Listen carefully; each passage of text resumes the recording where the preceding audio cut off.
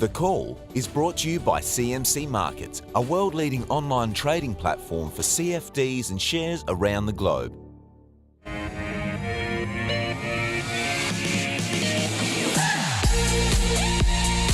And hello, welcome to The Call. 10 stocks picked by you, 2 experts, 1 hour. It is Friday, the 30th September, the end of the month.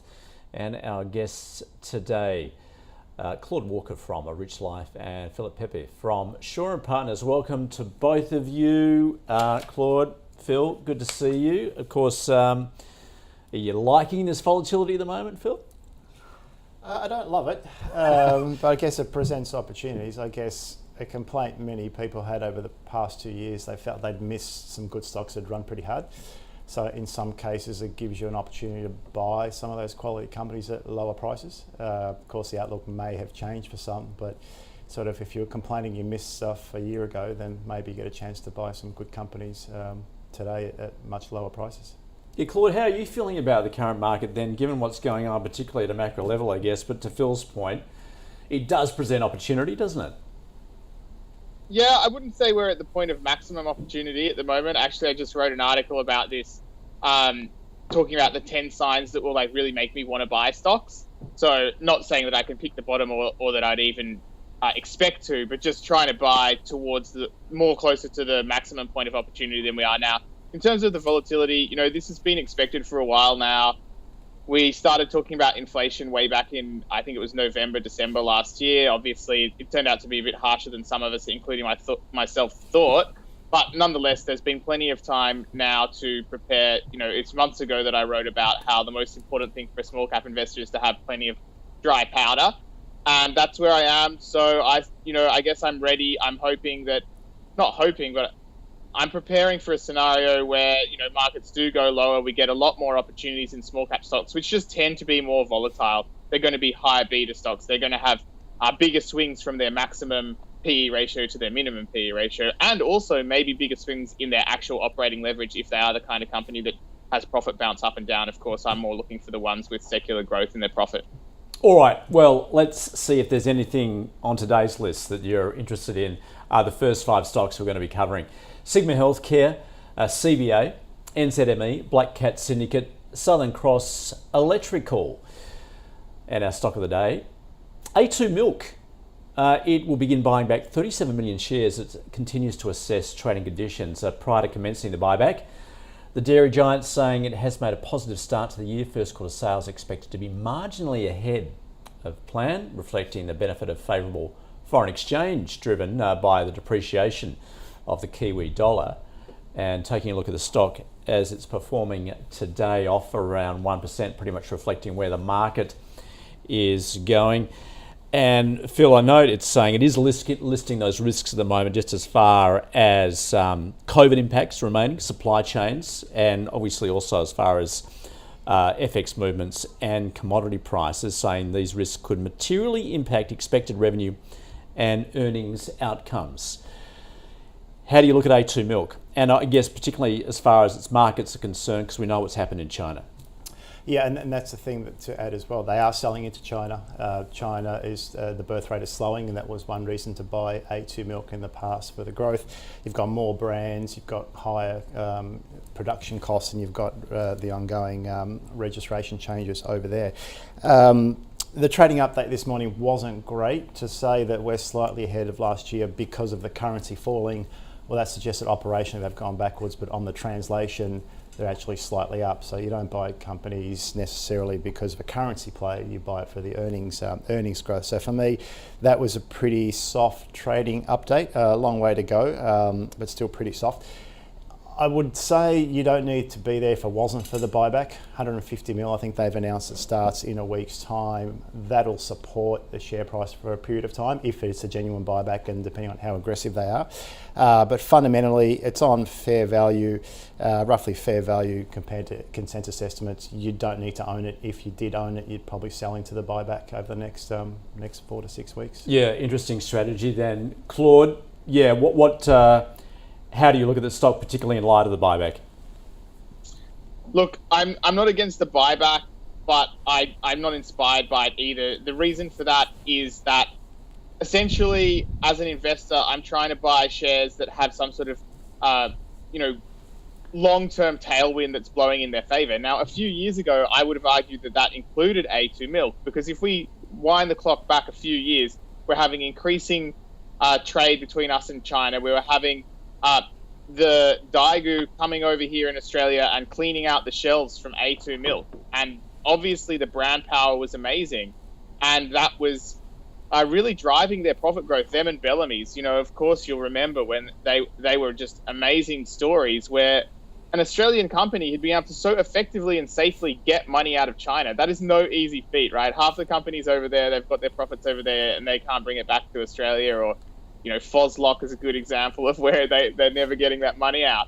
So A2 Milk, brilliant mechanism of getting money out of China. It worked really well. Then China started stamping down on this, Daigou practice. Basically, the Chinese government is in an authoritarian state. People forget it. They love to pretend, oh yeah, buy Baba, use the same mechanisms you're going to use to compare it to Amazon. Mate, this is China. If the government says there's going to be less A2 milk sold in China, that is the long-term trend. So I don't love that long-term trend. I wouldn't invest into it. Look, the buyback's probably a good opportunity to prop up the share price to get out.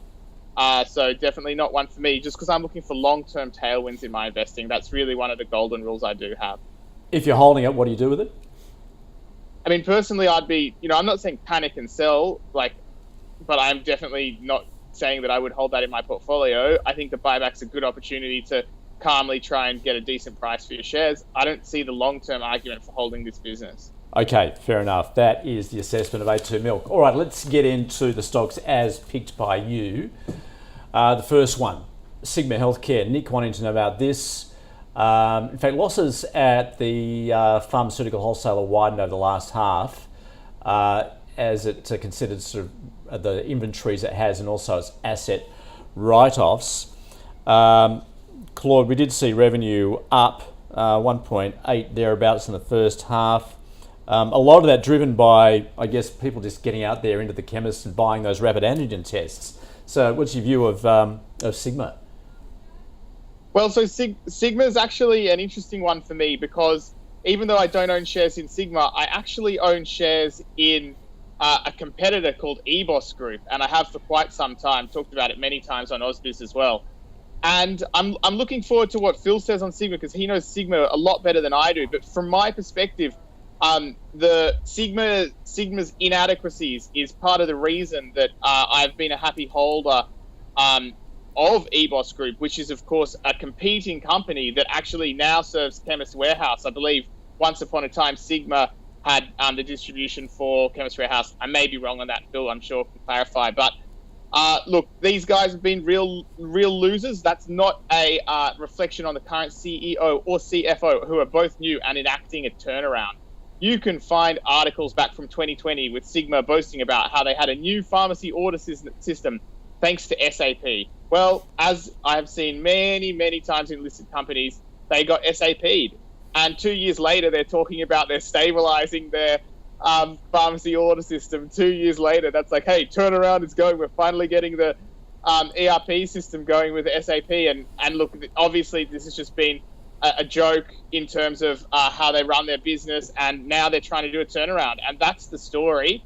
Look, from my point of view, even if they do get a good turnaround in the next year or two, I wouldn't expect more than, maybe $20 million profit. Now, it could be higher than that. It's definitely possible, but you've got to ask yourself, what's the sustainable level of profitability for a smaller player or not smaller. It's in a competitive environment. It's got EBOS Group, API competitors there. So it's not going to be a fat margin business. It's a distribution company. I wouldn't rule it out. I'm definitely not against the turnaround story. I think that, they're addressing their problems. But for me, I'd say I hold at best. Also, just with that bias there, I think that EBOS Group is at least on a better trailing yield than Sigma. And I'd be looking at these as dividend stocks. I'm not buying EBOS Group right now either. This has had a massive run-up since I bought it at the beginning of the pandemic. So for me, these distributors in an inflationary environment, they've got their work cut out. Obviously, capital-intensive businesses. no real reason to get excited about this kind of business right now. Within this industry, I prefer their competitor, which I do own shares in. But yeah, I wouldn't bet against them. But no, nothing too positive from me. Okay. Phil, your thoughts? Interesting. I think the stock's fair value at this price. It has been a decade of two halves for this company. Up until about 5 years ago, they were servicing the entire Chemist Warehouse contract, a contract worth about $1.8 billion and growing. We all know how well Chemist Warehouse is doing. And share price was well above current levels in the $1.30, $1.40, $1.50 range. Then things started to go wrong where they lost all of the Chemist Warehouse contract, one part of it back, lost their CEO, lost their CFO, and did the...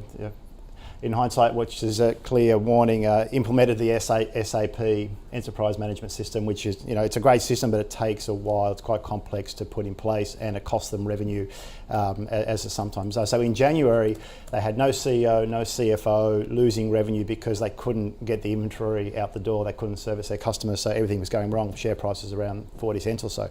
Enter a new managing director who's saying, he started in February, he's got a great reputation out of the Clicks Group in South Africa, moved to Australia in February, appointed a new CFO, working through their SAP implementation systems, which they now say are in place. As luck would have it, they did well out of rat sales early in the year, given once we switched from different forms of testing, they did 52 million or something in profits from rats in the first half. So they're coming out the other side. The other thing that the industry is benefiting from, for 2 years as we were working from home, there was no cold and flu season. There were no tourists. We were all at home. Nobody was getting sick. Cold and flu tablets, which are a large part of the segment's revenue, just disappeared. That's all now starting to come back, and people now starting to look forward in terms of what the pharmacy space might do.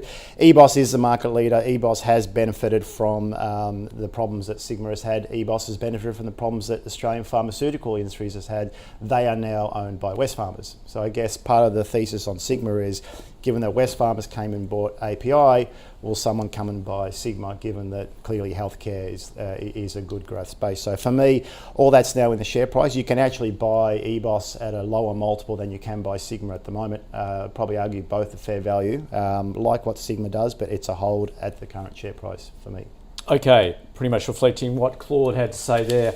A hold for both for Sigma. All right, let's move on to CBA, the biggest bank, of course. Damien wanted to know about this. Cash earnings, its last result there, 9.6 billion. And in fact, news just out, APRA, the prudential regulator, has removed the final $500 million capital charge put in place.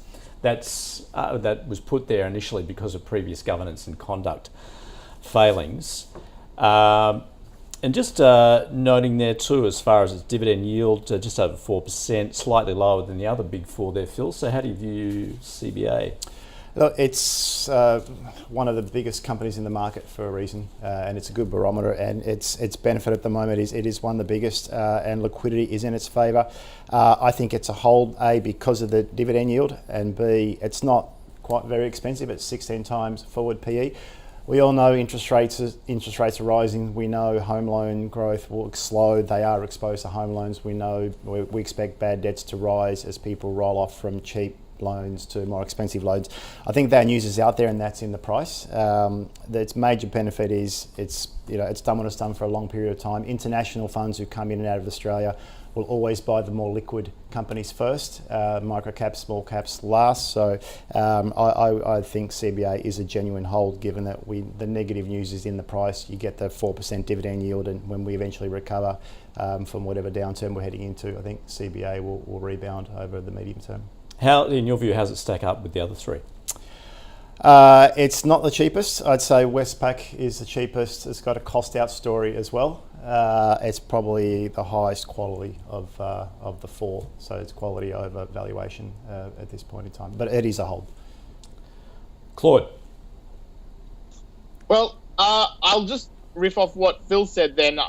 In terms of the dividend yield, the only thing that I would say is do keep in mind that dividends can go up and down. That doesn't mean it's not an appropriate dividend stock. It'll keep paying dividends, and I'm a big believer that Australia does better than most countries in the long term due to the fact that we have an attractive democracy and therefore can rely on continuing immigration. And also we have heaps of natural resources. So I'm bullish Australia. Commonwealth Bank is going to reflect that to a large degree. However, just remember, dividends can go up and down. You're going to have, I believe we're going to have quite an economic cycle now, probably have a recession. So none of those things are particularly bullish. I think the Commonwealth Bank share price will go down, most likely. And that doesn't necessarily mean it's a sell, though, especially if you've got it. If you'd sell it, you'd have a capital gains tax. I'm not a tax advisor and I'm not talking about that. But there are other considerations. Just because you think a stock's going to go down doesn't always mean you do want to sell it immediately. But I do think the share price will go down. And obviously, I don't expect to get any alpha from buying Commonwealth Bank. And I feel like my main criticism would be for someone who owns Commonwealth Bank, I feel like you'd be better off owning the index. But each their own, I guess. So a hold. A hold, but a sell if you're, young and sporty, and an old if you're, and a hold if you're old. I'd love to know at what point you become young and then old. But anyway, that's for you to decide. All right, let's move on to NZME. Vaughan wanting to know about this. It is New Zealand Media and Entertainment. And in fact, it sort of operates in that space with real estate listings. And interested to know, Claude, how much you know about this company, whether you're interested. Oh, not a lot, because it's not a high moat business, and I think it's a declining media business. So it's kind of the opposite of what I invest in. And perhaps the most interesting thing I can explain to people is that if you want to be a long-term investor, you want to have the tides of time on your side. Time is the most powerful and most valuable thing in life.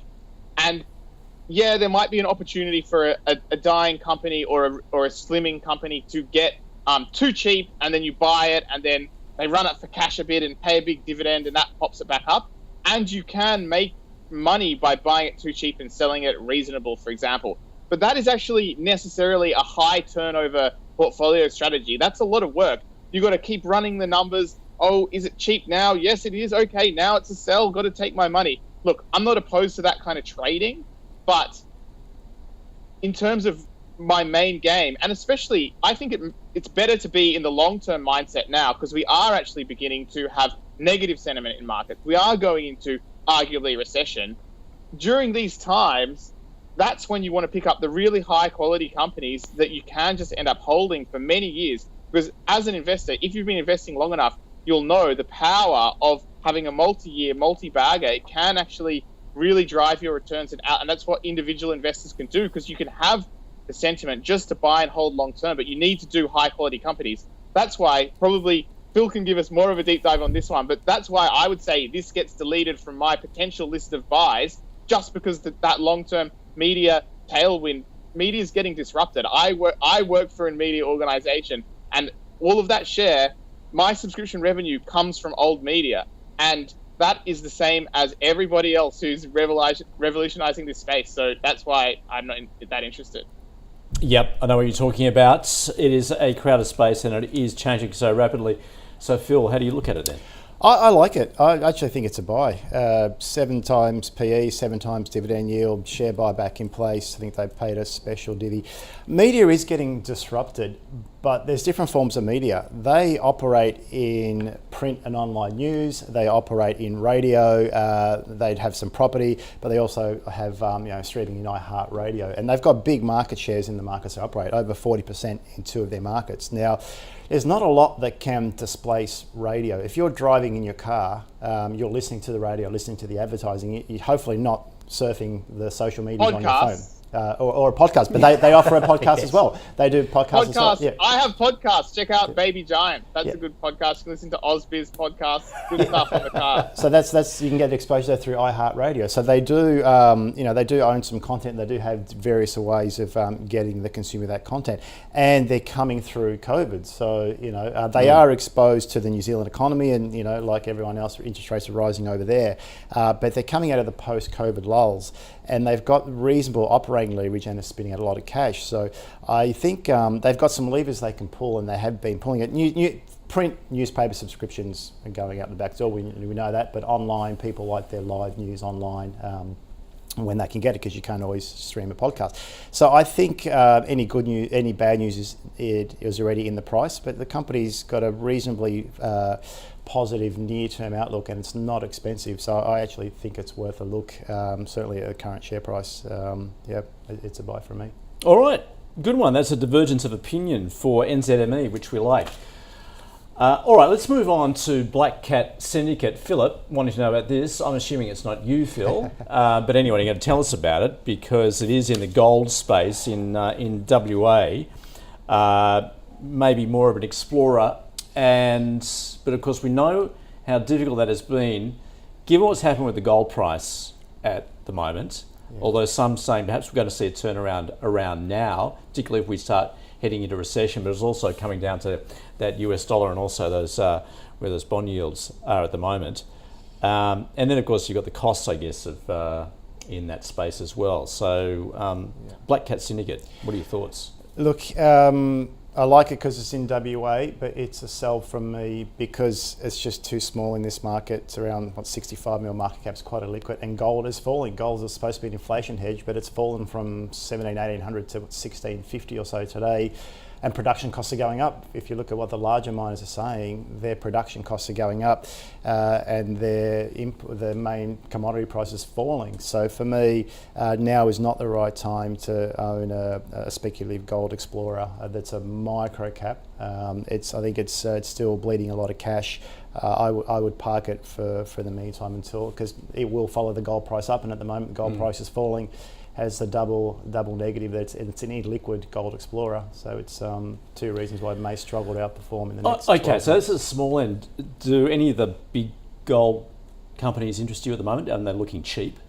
They are certainly looking cheap. Our gold analyst actually likes most of the bigger ones because they are what he calls the Nordic quarter, so they are looking cheap. Yeah. And I'm not by any stretch a commodity price forecaster, but gold is looking cheap. Gold companies are looking cheap.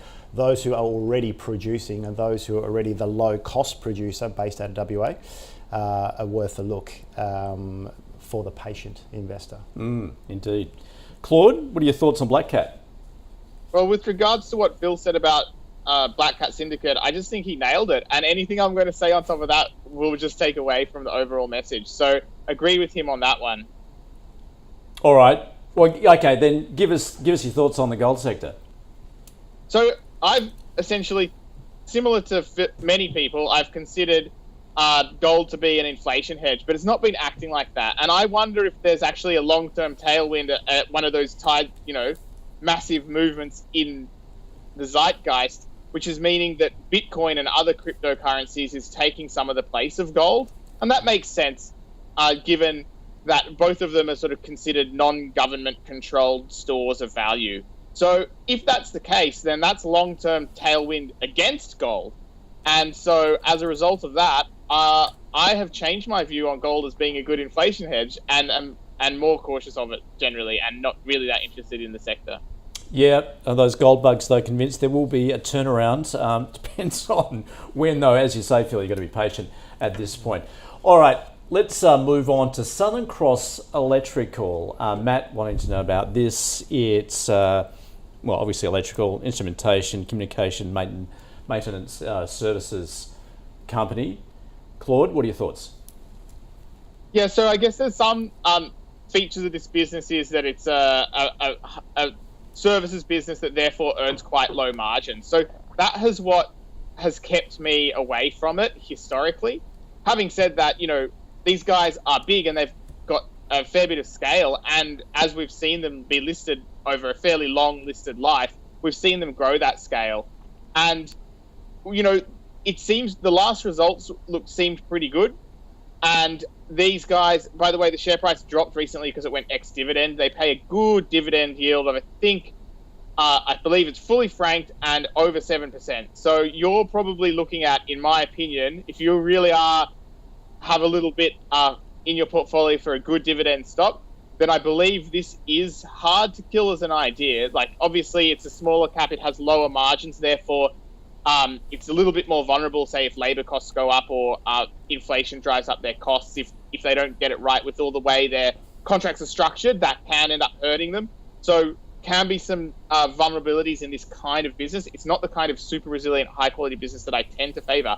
Having said that, I think having watched them for a few years, they've been paying out a dividend, and their most recent results also showed an incremental gain. It's true that an economic cycle downturn could hurt these guys. Having said that, oftentimes government would try and respond with stimulus, which will generally help create some demand for these guys anyway. So it's not a super safe business, but it's a decent dividend stock, and I don't mind it at all. I don't want to call it a buy because there are too many risk factors for me to want to buy it right now, but I consider it a hold. Okay, all right. Phil, particularly to that point that Claude was making there, if we are heading in, well, certainly an economic slowdown, if not recession, that is going to impact the business. Look, it is, and they had a great FY22. They flagged some tailwinds into FY23. They do very well out of Western Australia. About half of their revenue comes from Western Australian mining, some big projects, and they've actually said in their outlook statement that those projects are rolling off and they haven't yet found the large projects to replace them. So they're forecasting basically flat revenue and EBITDA into FY23. Often the market's looking for growth. This is a company that says we're not going to grow into the next 2 years, so it's hard for a company to outperform. So I think that share price move reflects two things. A, X, a very healthy dividend, and B, the company saying we had a great 12 months, but we haven't found the mega revenue for the next 3 years yet. So it's a good business. It's delivered. It probably is a genuine hold. That downward trend's probably going to continue until someone who got spooked gets out, until it finds a floor, but or they win another material contract. But given that they're cautious with their outlook, I'd also be cautious regarding the stock. So it's a hold at best for me, and maybe revisit in 6 to 12 months' time as they start to win the major contracts again. Okay, that is Southern Cross Electrical. Well, let's summarise where we've been in the first half of the show, beginning with our stock of the day, which was A2 Milk. Both really in agreement here, just as far as it's because it's announced a buyback, saying perhaps sell after that if you're holding the stock, but longer term not particularly positive.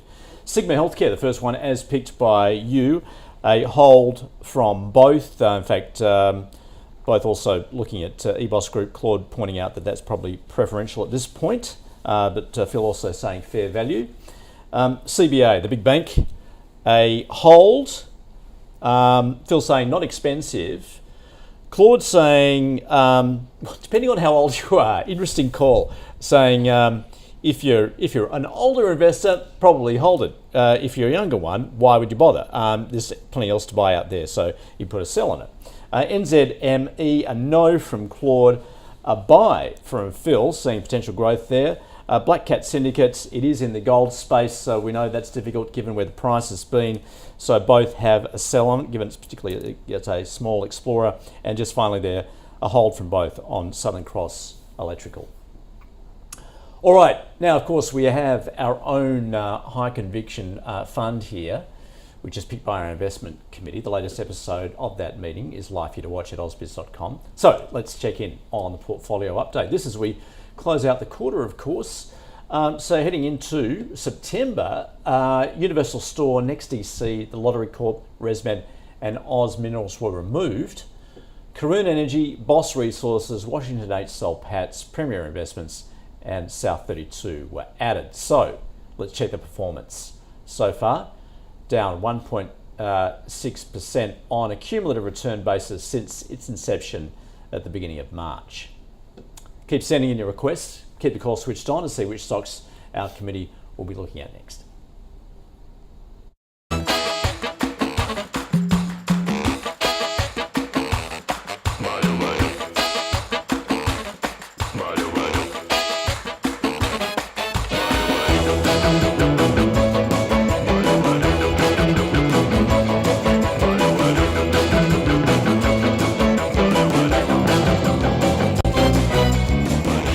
The Last Call is brought to you by AVL Wines. Invest in the home of Australia's premium wine, spirit and ready-to-drink cocktail brands.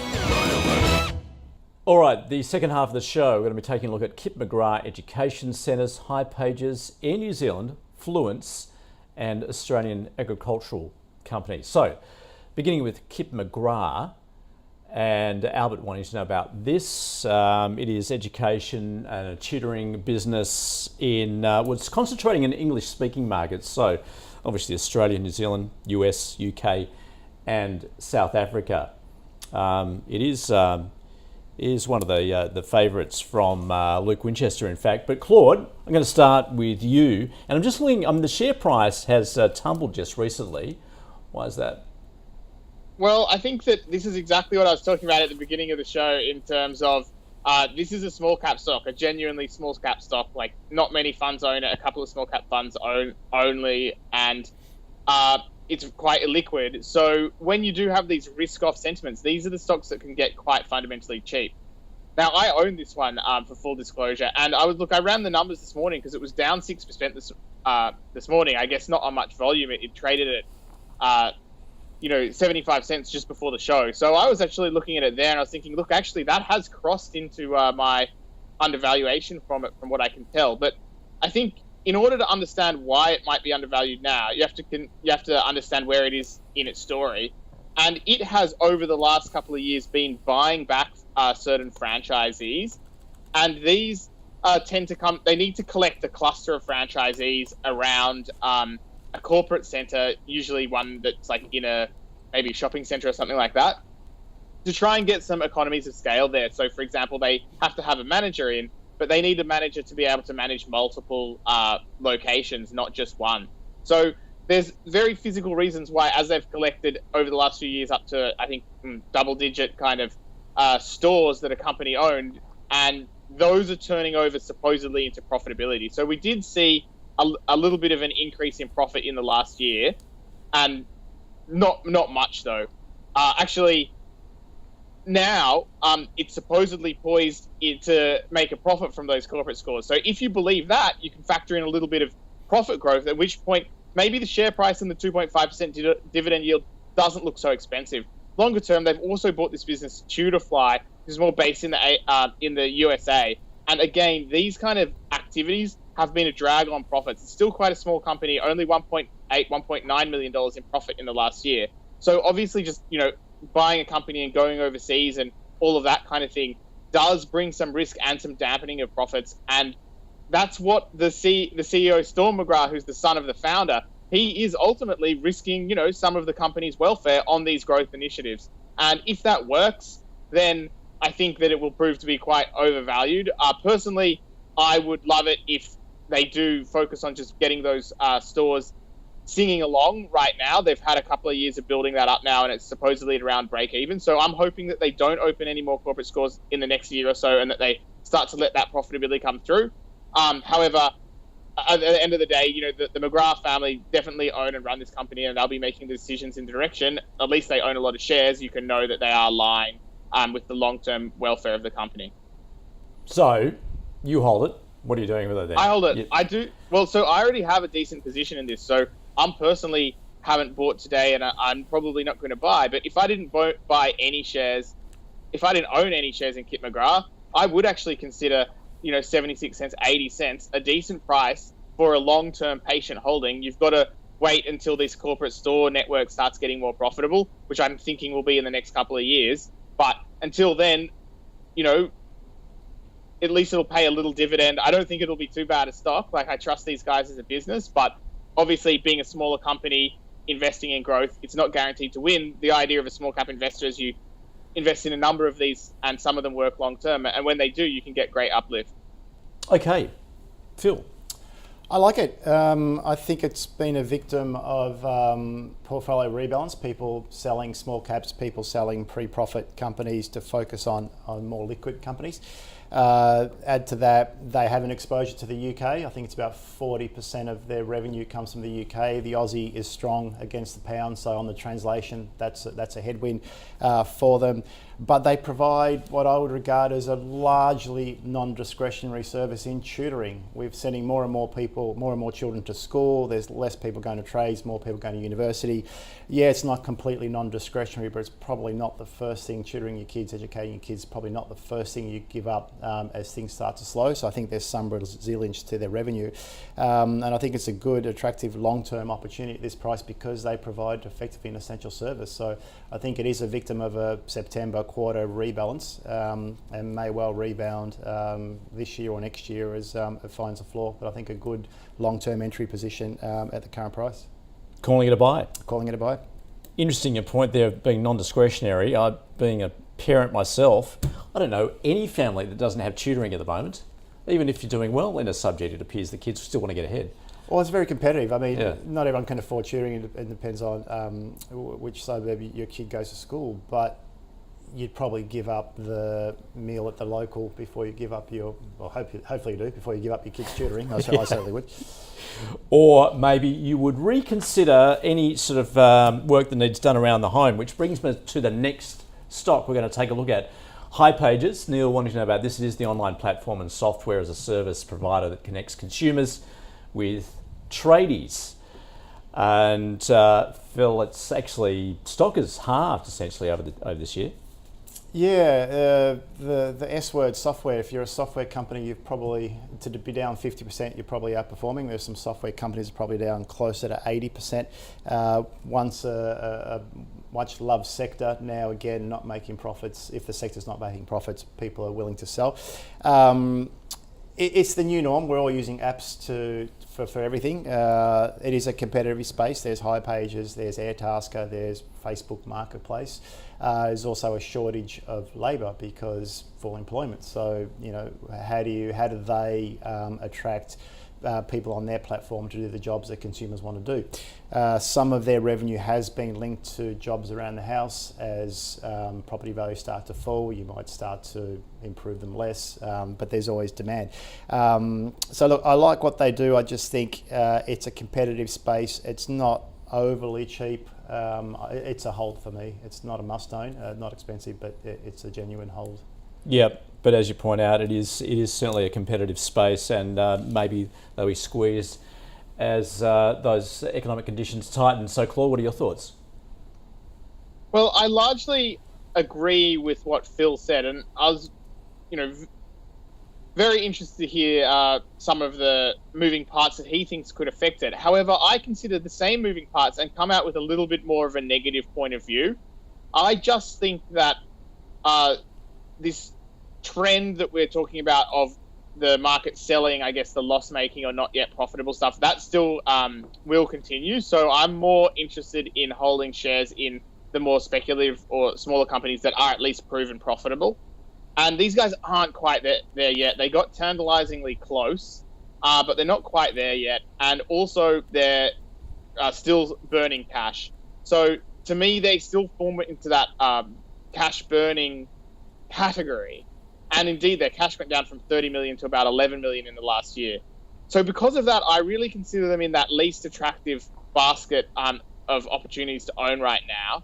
And even though I'm interested in HiPages long term because of the potential for a network effect, that means as more tradies join it, it becomes more of a go-to destination to get you to find tradies. And as more customers go there, it becomes more important and more attractive to the tradies. And we are going to get to see about that now that, well, if we do go into a recession, maybe tradies will need more work, so HiPages will become more important. And if that does start to form a network effect, that's when I would be actually interested in buying it, because that might be a source of long-term competitive advantage. But until it really starts to make that transition from loss-making company there to one that shows evidence of a network effect, which should allow them to make a profit margin, then I'm probably going to sit on the sidelines and I wouldn't hold it. I'd probably sell it and look to re-enter if and when that competitive advantage deriving from a network effect actually starts to show itself. Do you have the same thoughts? Same apply to competitors such as Airtasker? Yes, definitely. So that's not every network effect is equal. So realestate.com.au is the best network effect ever because houses are such a large part of our wealth that it definitely makes sense to spend even on up to 2 or 3 websites to try and advertise your house. And the value of a house is so high that even clipping a small, tiny cut of that transaction is big money for realestate.com.au. These guys are often hooking people up for much smaller jobs. Like, yeah, that's great if, you do a $1,000 job with a tradie and they take a small cut, might be worth it for the tradie. But wouldn't it be better for everyone if you just called the tradie because your mate already had the tradie do some work on his house? well, that would be better for everyone. So that's why HypeAges is potentially a less effective network effect there. And so it is the same framework I apply to all the network effect businesses, but this one you've got to acknowledge is a much worse one than the best one. All right, okay. Phil, just to clarify, was that a hold or a sell from you? Hold. A hold. All right, I'm not forcing you to hold. It's not a must own. Okay. All right, let's move on to Air New Zealand. Tim, wanting to know about this. We know what it does. Of course, the company, having recently announced, achieved EBIT of 275 first half. Although it points out, obviously, in this current environment, rising fuel costs, which are impacting the earnings for the company. Claude, I guess it's a difficult segment, isn't it? The whole airline industry. I think I know what you're going to say, but specifically Air New Zealand.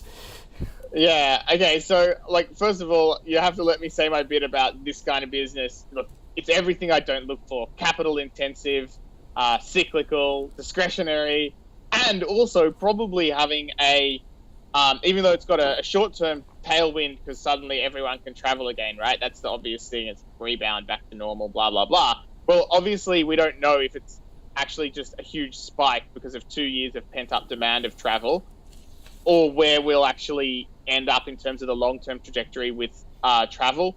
For example, higher fuel prices make it more expensive to travel, and also everybody knowing how to use Zoom now makes some business travel pointless. So not so convinced about a long-term tailwind there. Obviously, we're experiencing a short-term bump in demand and a very extreme bump.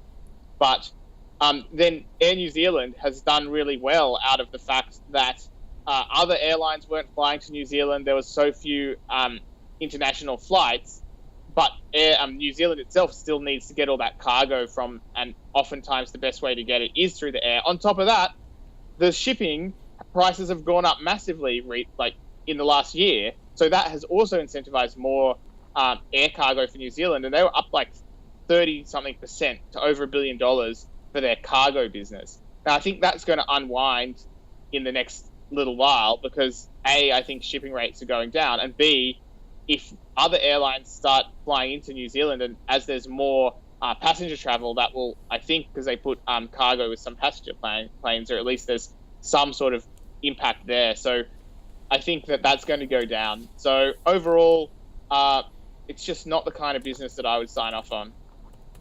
Okay, so I'll just take that as an avoid at this point. Okay, Phil? Yeah, look, I tend to agree. The only other thing I'd add is the whole travel industry let a lot of staff go in the last 2 years. A lot of them have been redeployed. We've got full employment in Australia. So there are plans for airlines in the industry to come back to growth, but they can't find the staff because they've all said, well, you let me go when you didn't need me. Now I'm happy working in another job. I'm not coming back. So you only have to listen to those stories about Qantas, don't you? Yeah, so for me, and based on consensus estimates, it's trading at fair value. So given all the risks that we just outlined, there's no need to be there. There's plenty of cheap stocks without the headwinds. It's a sell for me. If it's bounced, take your profits and find something easier, better longer term outlook. Fair enough. Okay, let's move on to Fluence. Matt wanting to know about this. It is looking to grow its recurring revenues by selling water and wastewater treatment as a service. And earlier this year, it actually landed a contract in China, importantly. Phil, Fluence. Yeah, look, it's $150 billion per annum industry, water purification. It's obviously very important. They service things like caravan parks, etc. They've been targeting China for quite a while. Things are harder at the moment in China. They're never easy, but they seem to be harder. The company's, has been bleeding a lot of money.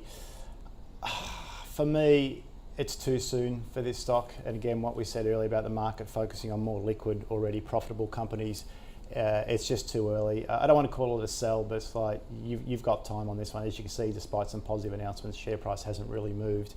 I think it's a next year story at best. If you owned it, you might sell into any strength and find something more liquid to invest in, pun intended. Yeah, right. Well, but obviously it's seeing that growth potential in China, but you're saying it's just too difficult at this point. Getting a profitable contract in China is difficult. There are other competitors. There are other competing water purifying products.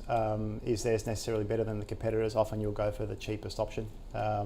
And stuff that's, I wouldn't say it's homogenised, but anything that's lower margin that can be replaced with a cheaper product. It's not an industry that attracts me greatly.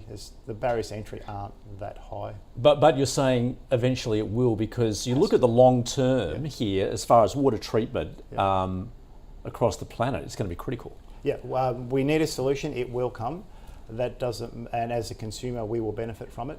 That doesn't necessarily mean any one investment's going to do well out of it. There might be multiple players servicing the segment, so we live cleaner and greener, but you don't get any 10 baggers in any company servicing that particular space, or so it seems. Claude? I just thought Phil's comments were just great then, except also so gently put, look, I just wanted to zoom in on the China discussion that you were having. Back in June 21, 2017, which is right over the left of that 5-year chart where it's share price above 50 cents. They put out an excited announcement about preparing the first product line for China. And that was a different named company then, I think, but their name then was MFC. Now it's called Fluence. Yeah, and another thing you don't like to see is the change of names. Anyway, they re-changed their name in the interim. The share price is a lot lower. I'm not sure how much money they're actually making from China, because you have to focus on profits, not just whatever the revenue is. Now, I'll circle back to that revenue issue, because Phil was all correct, but also so nice. Now, their revenue in the last year was 60 million and their cost of sales was 49.5 million. So if I'm reading that correctly, we're talking about, what is it, 16% gross profit margins? I mean, that is not a good business. And then on top of that, if you've got another company that was in air purification, Foslock, PET, they had like 1 year, years ago, of heaps of revenue from China. And then it sort of went down to nothing. It was 24.5 million revenues, and most of that China. Look, there was a whole problem with that. I'm not saying that would happen with Fluence, but it's just not simple to get a good, profitable, recurring revenue, or not even recurring revenues, a good, reliable profit from China and get that money out. That's the challenge. And look, that's why A2 Milk was great, because you're selling them the tin of milk here in Australia, and you get that money straight away, no worries. So, yeah, overall, definitely would be avoiding this one. I'm sure that there'll be some times when it gets hyped up, when there's some announcement or whatever, and who knows what its journey will be. But to me, that this is like a long-term story stock with its destination, zero, but just over many years probably. Hey, Claude, can I just pick up something you said there, which applies more generally, I guess, as far as companies are concerned with rebranding? Do you see that as a red flag there, if a new name or whatever, that potentially has got problems, it's trying to reposition itself? Yes, the red flags are just not always meaningful. But yes, I do consider it a red flag. One little red flag on its own, a company name changes its name, is not a big deal. And, depending on the context of that, it might not be a deal at all. Especially, as companies do sometimes change what they're doing. And if they had an inappropriate name that was misleading in itself, it might be totally reasonable. But yes, generally speaking, you've got to remember, Buffett's got the greatest company ever, according to many people, and it's called after a bankrupt materials manufacturer, Berkshire Hathaway. So ultimately, you don't need to change your name to be a great company. Yeah. Phil, what are your thoughts on that? Yeah, look, I tend to agree. I mean, sometimes company names change because they make an acquisition and what they buy better reflects what they do. It's a small red flag for me, but for me, if you go back over time and you plot what the company says they're going to do and then what they achieve, if it seems harder than it is, it probably is. And the whole sector, until I mentioned earlier, it's like, yeah, they've been gonna. Here we are 5 years later, you're still gonna. There are companies who are delivering today.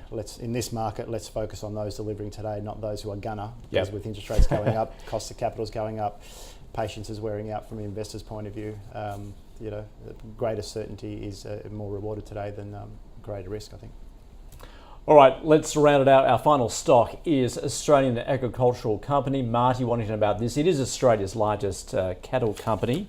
And in fact, change at the top there, promoting its COO, David Harris, becoming Chief Executive and Managing Director. Also, interestingly too, just as far as ownership of the company, I think, as if I read it right, UK billionaire Joe Lewis taking more than 50% of the company. Claude, what's your take? Well, unfortunately, this one being a large agricultural company requires quite a lot of knowledge that I really just don't have, especially about all the ins and outs of essentially this large-scale agriculture. So I guess suffice it to say that it's definitely in the too hard basket for me. It's definitely not sufficiently obviously cheap that I would want to buy shares in it based on my very poor understanding of the many moving parts in agriculture. All I would add is just, I would think this is considered a difficult kind of business. It is capital intensive. You have, in my opinion, a long-term headwind that weird weather is going to probably make things harder one way or another. And so, yeah, just nothing that I have spent enough time on to understand why it would be a buy or a sell. So I really just cannot say anything about it other than if I owned it, I'm assuming that my long-term trend that I'm trying to buy is increasing, cost of food and protein. In which case, yeah, I'd probably agree with that long-term trend. And if that's your sole reason, then hold on. But that's the only thing I can really agree with. The rest of it, all the moving parts of that actual business, seem like in the too hard basket for me. Yeah, no, that's an honest assessment. Obviously, that rule of if you don't understand it, then don't invest in it. Phil? Fascinating company given its share register. As you said, Joe Lewis, billionaire number one, owns 50.1%, and there's a guy named Andrew Forrest who owns about 17%. So you got two billionaires thinking, let's have some of the company. It's effectively a property play. It's got a net tangible assets of $2.27 per share. About 34% of that is actually cattle, and about 60% is property. So it's the property that holds the cattle and the cattle on the property. Property values have gone through the roof in the country as well as in the city. Cattle prices now at $10.60 odd a kilo. We had a scare with foot and mouth disease a few months ago. It's now rebounded, so it's reacting to that. What's fascinating about this company over the last 10 years, 20 years, it will make a strong accounting profit when property values rise, when cattle prices rise, but it rarely makes cash flow positive. So it's lost money in a lot of the last 20 years. The last 2 years have been very good with high cattle prices. They sell meat, so that's been good for their cash flow. But it's a company that historically has made a lot of profits, but not a lot of cash flow, and it is capital intensive. For me, it's a hold because it's at a discount to its NTA, and it's got two billionaires fighting over the register. I'm kind of curious as to how it works out. But for someone like me who likes cash flow, they will get strong cash flow this current year because of cattle prices. It's a March year end. Fascinating to see what happens over the longer term. I'd be surprised if a foreign entity can ever take over the company, given FIRB rules, and it is a large property play. If you think of it as a property play and a cattle play, it is not expensive. Like everything, those values will come down over time, but cattle prices are defying gravity at the moment, so it's a hold from me. All right, that is the show. Let's wrap it up where we've been the last five stocks. We began there with Kip McGrath Education. Claude, he already owns it. Seeing it as potentially they're undervalued right now, he does have a hold, but if you're not in it, perhaps a potential buy. Phil also likes it. It is a buy from him. High Pages there. A hold from Phil, although he says not cheap. Claude making the point it's not profitable, it's burning cash. He's got a sell on it. Air New Zealand, tricky space with airlines, of course. Claude's saying essentially it's everything he doesn't look for in a company. It's an avoid, a sell there from Phil. And then on to Fluence. Phil's saying, look, it's just too soon for this company. He's got a sell on it. And Claude also an avoid. And yeah, finally, Australian Agricultural Company. A no from Claude. He's saying, look, it's just too hard to get his head around it, not his space. And Phil, it is a property play as far as he's concerned. It's a hold. Well, let's thank our guest. Claude, great to have you again from A Rich Life. Thanks, great to be here, and thanks very much, Phil. Had a lot of fun. Phil, thank you to Thanks, you too guys. from Shaw and Partners. Thank you. All right, that is the show. Stay with us though, because coming up we've got the small caps. Jane Hutter will be joining us. She's from Tritium.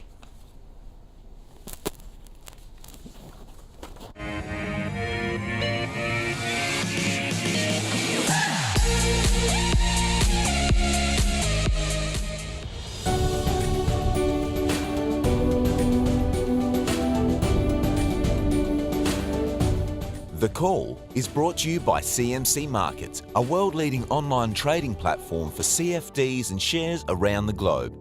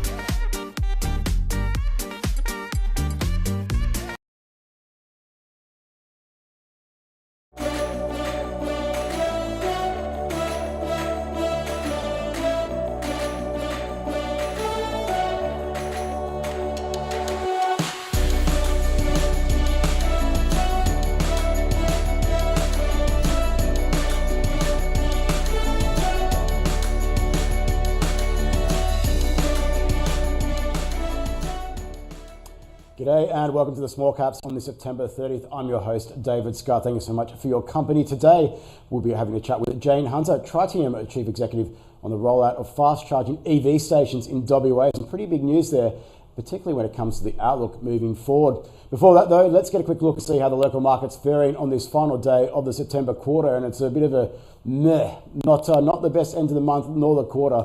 The CBO Australia 200 sitting near its session lows, down 1%, a little bit less for the XJO. It's down 2/3% at this point. For the month of September, we're currently looking at a decline of nearly 7% for the benchmark index. That's a small cap universe, either not trading or down, which is not really surprising at this point of time. We'll go and see elsewhere in the universe what is going on when it comes to some of the individual performances out there today. And you can see Titan Minerals up 18% or so, and a lot of mining stocks having a pretty decent session today. On the downside, Orager off 23%, ugly session coming through today. Also a couple of names on that list you'd recognise, Redbubble being one of those as well.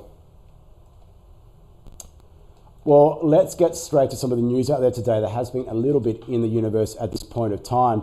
Of course, shares in Australia's clean tech water rise as much as 10.2% and set for the best day since September the 5th. The water treatment company signed a memorandum of understanding with Schurers & Sons for water recycling technology.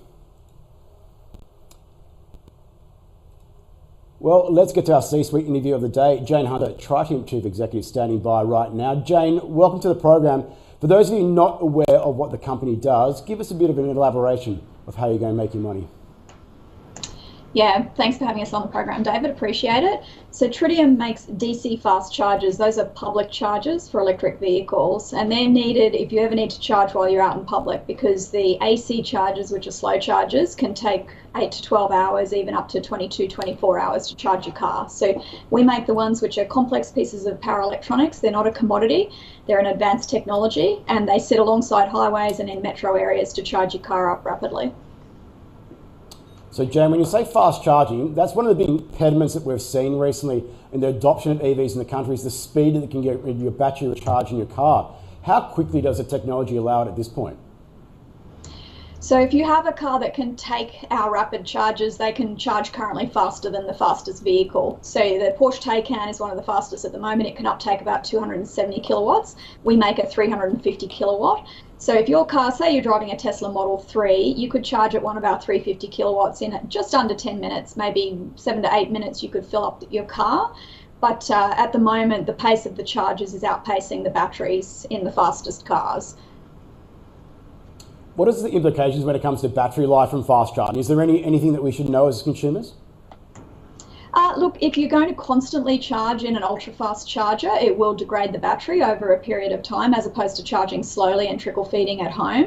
But that being said, you're still going to get full warranty from the car manufacturer for your battery, including wherever you charge it. And although it might slightly degrade your battery, the way that most people will charge, and 80% of the time you'll probably charge at home, unless you're driving for work or you're driving a fleet car, it's highly unlikely to be an issue for a residential user.